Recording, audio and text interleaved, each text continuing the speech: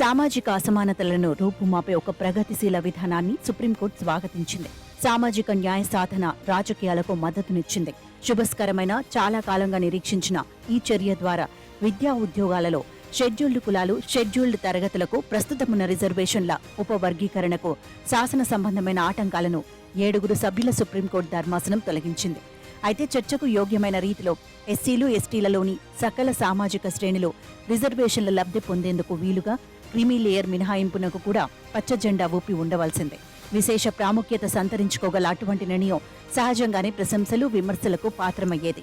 SC రిజర్వేషన్ల విభజన తీర్పుపై దళిత నాయకులు ప్రకాష్ అంబేద్కర్, చంద్రశేఖర్ రావణ్ తదితరులు ప్రశ్నలు లేవనెత్తగా, షెడ్యూల్డ్ కులాలలో బాగా అట్టడుగున ఉన్న వాల్మీకి, మాదిగా మొదలైన దళిత సమూహాలు సుప్రీంకోర్టు తీర్పు పట్ల హర్షామోదాలు వ్యక్తం చేశాయి. ఎస్సీ రిజర్వేషన్ల విషయంలో మారిన న్యాయ సంబంధిత పరిస్థితికి ప్రతిస్పందనగా రాష్ట్ర ప్రభుత్వాలు ఎలా కొత్త విధానాలను రూపొందిస్తాయి, రాజకీయ పార్టీలు కొత్త రాజకీయాలను ఎలా సృష్టిస్తాయన్న దానిపైనే భవిష్యత్తు చాలా వరకు ఆధారపడి ఉంది. అయితే the state of Punjab versus Devinder Singh కేసులో సుప్రీంకోర్టు తీర్పు రిజర్వేషన్లపై భారతదేశ సమున్నత న్యాయశాస్త్ర ఆలోచన స్రవంతి, శ్రేష్టమైన న్యాయ నిర్ణయాలలో ఒక ముందడుగు అని నిస్సంకోచంగా చెప్పవచ్చు. మొత్తం మీద ఆఫర్మేటివ్ యాక్షన్ నానా వివక్షల వల్ల రకరకాల ఇబ్బందులకు గురవుతూ తమకు దక్కాల్సిన ప్రయోజనాలను అందుకోలేకపోతున్న నిమ్న సామాజిక శ్రేణులకు జరుగుతున్న అన్యాయాల నిర్మూలనకై ప్రభుత్వం చేపట్టే సానుకూల వివక్ష లేదా ప్రగతిశీల పక్షపాత చర్యపై ముమ్మర దాడి జరుగుతున్న ఈ రోజుల్లో సామాజిక న్యాయ రాజకీయాలలో చిన్న సర్దుబాట్లకు, విధానాలను విశాలపరిచేందుకు సుప్రీంకోర్టు తీర్పు తప్పక దోహదం చేస్తుంది.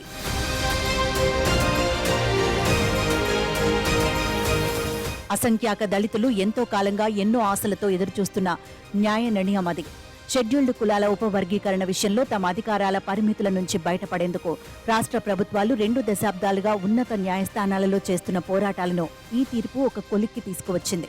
అధికరణ 341 షెడ్యూల్డ్ కులాల వారికి ప్రత్యేక నిబంధనలు ఒక రాష్ట్రం లేక కేంద్ర పాలిత ప్రాంతంలో గల ఎటువంటి కులాలు, తెగలు, జాతులు, ఆయా కులాలు, జాతులు, తెగలలో గల గ్రూపులు సంబంధిత రాష్ట్రానికి సంబంధించి షెడ్యూల్డ్ కులాలుగా పరిగణింపబడతాయో రాష్ట్రపతి నిర్ధారించి అధికారికంగా నోటిఫై చేస్తారు. దాని ప్రకారం ఒక నిర్దిష్ట రాష్ట్ర ఎస్సీలు దేశవ్యాప్తంగా ఎస్సీలుగా పరిగణించబడడం సరైన విషయమేనా అన్నది ఒక వివాదాస్పదంగా ఉంది. ఎస్సీ రిజర్వేషన్లలో ఉపకోటాలను సృష్టించేందుకు ఉద్దేశించిన ఏ విధానమైనా సరే న్యాయ విరుద్ధమని 2004లో 5 సభ్యుల సుప్రీంకోర్టు ధర్మాసనం తీర్పునిచ్చింది. ఈవీ చిన్నయ్య కేసుగా ప్రాచుర్యం పొందిన ఆ వ్యాజ్యంలో సుప్రీంకోర్టు ధర్మాసనం అధికరణ 341పై ఏకగ్రీవంగా ఒక అసాధారణ సాంకేతిక దృక్పథాన్ని అనుసరించింది. రాష్ట్రాల పరిధిలోని వివిధ సామాజిక వర్గాలలోని సకల శ్రేణులు ఒక హోమోజీనస్ క్లాస్, ఒకే సామాజిక సమూహమని, కనుక దానిలో ఉప విభజనలు న్యాయ విరుద్ధమని నాటి ఆ ధర్మాసనం స్పష్టం చేసింది. ఈవీ చిన్నయ్య కేసు తీర్పులో ఒక లోపం ఉంది. సామాజిక వాస్తవికతతో పొందు పోలిక లేని తీర్పు అది.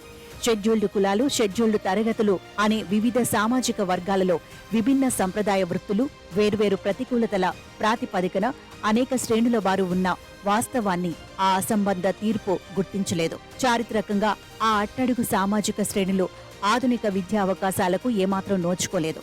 తత్కారణంగా అవి ఆఫర్మేటివ్ యాక్షన్ ప్రయోజనాలను పొందలేకపోతున్నాయి. తత్కారణంగా ఉన్నత స్థాయిలో ఉన్న ఎస్సీ కులాలు రిజర్వేషన్ల ప్రయోజనాలతో సింహభాగం పొందుతున్నాయి. ఆ వ్యత్యాసాలు చిన్నవేమీ కావు. బీహార్లో ఎస్సీ వర్గంలోని విభిన్న కులాల మధ్య విద్యాస్థాయిలో అంతరాలు ఎంత తీవ్రంగా ఉన్నాయో 2023లో ఆ రాష్ట్రంలో నిర్వహించిన కులగణన స్పష్టంగా వెల్లడించింది.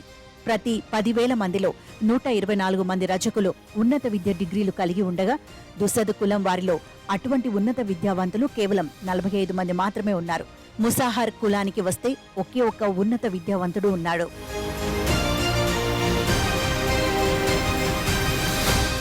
ఈ అసమానతలకు పరిష్కారం ఏమిటి? ఒక విస్తృత సామాజిక వర్గాన్ని 2 అంతకంటే ఎక్కువ ఉపవర్గాలుగా విభజించి ప్రతి ఉపవర్గానికి జనాభాలో వారి వాటా ప్రాతిపదికన ప్రత్యేక రిజర్వేషన్ కోటాను కేటాయించడమేనని లోకజ్ఞానం స్పష్టం చేస్తోంది. అనేక రాష్ట్రాలలో ఓబీసీల విషయంలో ఇలానే జరిగింది కదా. అయితే ఆ ప్రకారమే ఎస్సీ రిజర్వేషన్లను ఉపకులాల జనాభా ప్రాతిపదికన విభజించేందుకు పంజాబ్, హర్యానా, ఆంధ్రప్రదేశ్, బీహార్ రాష్ట్ర ప్రభుత్వాలు చేసిన ప్రయత్నాలు 2004 సుప్రీంకోర్టు తీర్పు ప్రకారం రాజ్యాంగ విరుద్ధమని ఉన్నత న్యాయస్థానాలు ప్రకటించాయి. అంతిమంగా సుప్రీంకోర్టు 2004లో 5 సభ్యుల సుప్రీంకోర్టు ధర్మాసనం వెలువరించిన తీర్పును అదే సర్వోన్నత న్యాయస్థానం 7 సభ్యుల ధర్మాసనం అంతిమంగా ఈ నెల 1న 6-1 మెజారిటీతో రద్దు చేసింది. మెజారిటీ తీర్పును భారత ప్రధాన న్యాయమూర్తి జస్టిస్ చంద్రచూడ్ స్వయంగా రాసిన మెజారిటీ తీర్పు ఉపవర్గీకరణకు ప్రాధాన్యమిచ్చింది. ఎస్సీ ఎస్టీ రిజర్వేషన్ల ఉపవర్గీకరణ సమానత్వ సూత్రానికి ఉల్లంఘన కాదని స్పష్టం చేసింది. గమనార్హమైన విషయం ఏమిటంటే దేశ సర్వోన్నత న్యాయస్థానం ఎస్సీ ఎస్టీ రిజర్వేషన్ల ఉపవర్గీకరణను అనుమతించిందే కాని ఆ విభజనను అమలు పరచాలని రాష్ట్రాలను ఆదేశించలేదు. షెడ్యూల్డ్ కులాలు వేరువేరు రాష్ట్రాలలో విభిన్న రీతుల్లో ఉన్నందున ఉపవర్గీకరణ ఎలా జరగాలన్న విషయాన్ని రాష్ట్ర ప్రభుత్వాలకే సుప్రీంకోర్టు వదిలివేసింది. ఈ తీర్పుతో ఈవీ చిన్నయ్య కేసు తీర్పులోని లాంఛనప్రాయ న్యాయపరాయణ తత్వంకు సుప్రీంకోర్టు ముగింపు పలికింది. షెడ్యూల్డ్ కులాలలోని బాగా వెనుకబడిన సమూహాల ఇక్కట్ల పట్ల సంవేదనశీలతను ప్రదర్శించింది. వారి చారిత్రక ఇబ్బందులను పరిష్కరించేందుకు మార్గాన్ని నిర్దేశించింది. సుప్రీంకోర్టు వైఖరిని కుల ప్రాతిపదికన రిజర్వేషన్కు దూరంగా వెళ్లినట్టుగా భావించకూడదు. ఒక పెద్ద మార్పుకు ఒక ఆరంభమే, సందేహం లేదు. ఈ విషయంలో జస్టిస్ పంకజ్ మిత్తల్ వ్యాఖ్యలు సమర్థించ వీలులేనివి అయినప్పటికీ 1992లో ఇంద్రస్వాహనే కేసు తీర్పు నెలకొల్పిన నియబద్ధ కుల అంతరాయాల స్పృహతో కూడిన సానుకూల చర్యల విధానం ఆవశ్యకత విషయమై సామాజిక న్యాయపరమైన ఏకాభిప్రాయాన్ని ప్రధాన తీర్పు దృఢతరం చేసిందని నిస్సంకోచంగా చెప్పవచ్చు. ఆ అనుకూలతకు మరింత ఆసరానిచ్చి బాగా బలపరిచింది.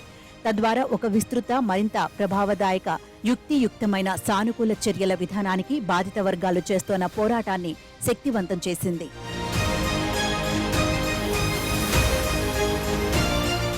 ఏడుగురు న్యాయమూర్తుల ధర్మాసనం వెలువరించిన తీర్పులో ఒక ఆక్షేపణీయమైన విషయం ఉంది.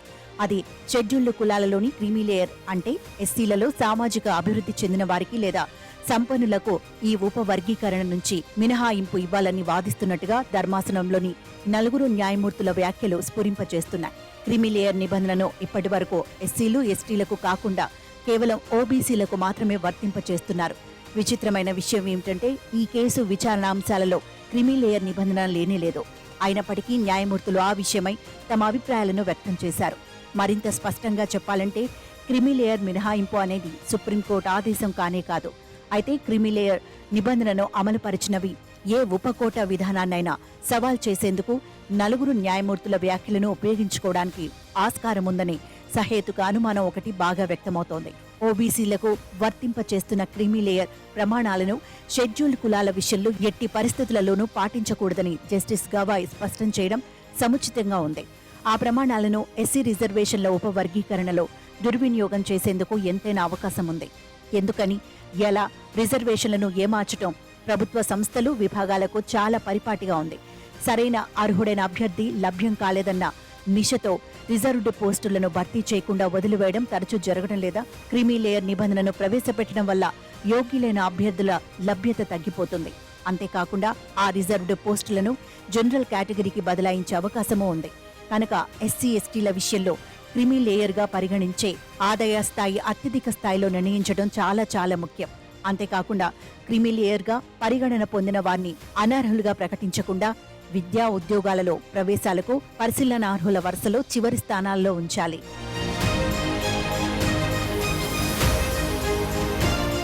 మరి ఎస్సీ రిజర్వేషన్లలో ఉపవర్గీకరణలను రాష్ట్ర ప్రభుత్వాలు ఎలా చేయనున్నాయి అనేదే ఇప్పుడు అసలైన ప్రశ్న.